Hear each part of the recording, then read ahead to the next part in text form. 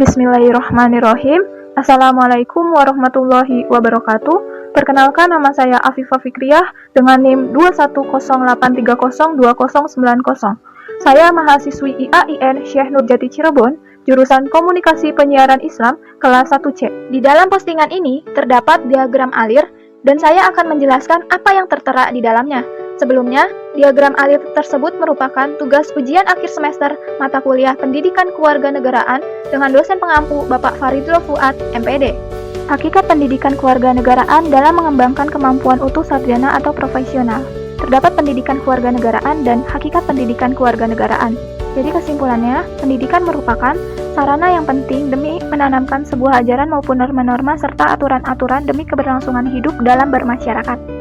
Pendidikan dilakukan melalui jalur formal maupun informal. Pendidikan merupakan salah satu poin yang tercantum di dalam Undang-Undang Dasar 1945 Bab Pendidikan dan Kebudayaan, yang merupakan landasan yang digunakan untuk menjamin setiap warga negara untuk memperoleh pendidikan. Identitas nasional sebagai determinan pembangunan bangsa dan negara. Terdapat pengertian identitas nasional, faktor pembentukan identitas nasional, dan juga hakikat identitas nasional. Identitas nasional merupakan jati diri yang melekat pada suatu negara sehingga membedakan dari negara lain. Faktor pembentukan identitas nasional antara lain primordial, sakral, Bhinneka Tunggal Ika, sejarah perkembangan ekonomi, dan juga kelembagaan. Hakikat identitas nasional kita sebagai bangsa dalam hidup dan kehidupan bangsa dan bernegara adalah Pancasila. Terdapat unsurnya yaitu suku bangsa, agama, kebudayaan, dan bangsa. Esensi dan urgensi konstitusi dalam kehidupan berbangsa dan bernegara. Terdapat pengertian konstitusi, peran konstitusi, dan juga fungsi konstitusi. Konstitusi merupakan aturan-aturan atau hukum yang berisi ketentuan tentang bagaimana pemerintah diatur dan dijalankan. Peran konstitusi dapat memberikan pembatasan dan pengawasan terhadap kekuasaan politik dan dapat menjadi barometer bagi kehidupan berbangsa dan bernegara. Konstitusi berfungsi sebagai landasan konstitusionalisme dan untuk pembatasan kekuasaan. Sumber historis, sosiologis, dan politik tentang konstitusi dalam kehidupan berbangsa dan bernegara. Terdapat macam-macam konstitusi dan juga macam-macam lembaga kekuasaan. Macam-macam konstitusi dibagi menjadi dua macam, yaitu konstitusi tertulis dan tidak tertulis. Begitupun lembaga kekuasaan menjadi empat macam, yaitu pemerintahan, perundang-undangan, kepolisian, dan pengadilan. Sumber historis, sosiologis, politik tentang harmoni kewajiban dan hak negara dan warga negara Indonesia. Terdapat pengertian hak dan kewajiban dan manfaat hak dan kewajiban. Hak dan kewajiban warga negara itu timbul atau bersumber dari negara. Maksudnya, negara lain yang memberikan atau membedakan hak dan kewajiban itu kepada warganya. Dan manfaatnya adalah mengurangi tingkat pengangguran, hukum yang adil, terciptanya sarjana hukum, dan pendidikan lebih baik. Demokrasi Pancasila. Terdapat pengertian demokrasi Pancasila, prinsip-prinsip demokrasi Pancasila, dan asas-asas demokrasi.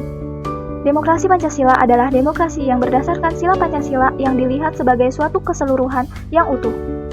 Prinsip demokrasi Pancasila yaitu persamaan bagi seluruh rakyat Indonesia, keseimbangan antara hak dan kewajiban, dan mewujudkan rasa keadilan sosial, pengambilan keputusan dengan musyawarah, dan mengutamakan persatuan nasional dan kekeluargaan. Asas dalam demokrasi terdapat tiga, yaitu asas kerakyatan, asas musyawarah, dan asas penjaminan HAM. Implementasi demokrasi dari beberapa negara di dunia. Terdapat pengertian implementasi dan demokrasi dan macam-macam demokrasi.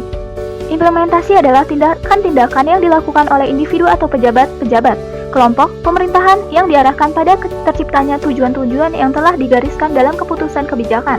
Sedangkan demokrasi adalah pemerintah yang berjalan dari rakyat oleh rakyat. Demokrasi diantaranya yaitu demokrasi semi langsung, demokrasi presidensial, demokrasi Islam, dan demokrasi Pancasila. Jadi dapat disimpulkan bahwa demokrasi implementasi adalah kebijakan yang dianut oleh suatu negara. Konsep dan urgensi penegakan hukum yang berkeadilan. Terdapat pengertian penegakan hukum, tujuan Republik Indonesia, konsep dan penegakan hukum yang berkeadilan. Penegakan hukum adalah proses dilakukannya upaya untuk tegaknya atau berfungsinya norma-norma hukum secara nyata sebagai pedoman perilaku dalam lintas atau hubungan-hubungan hukum dalam kehidupan masyarakat dan bernegara. Konsep dan urgensi wawasan Nusantara. Terdapat pengertian wawasan Nusantara, fungsi-fungsi wawasan Nusantara, dan konsep wawasan Nusantara.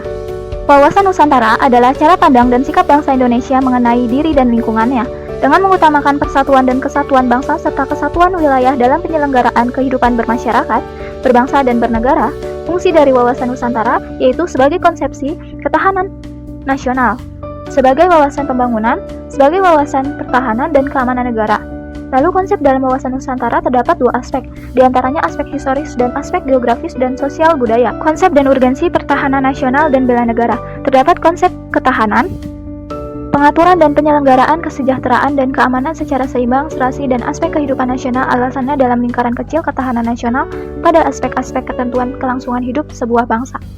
Memahami urgensi dan tantangan nasional dan bela negara bagi Indonesia dalam membangun komitmen kolektif kebangsaan.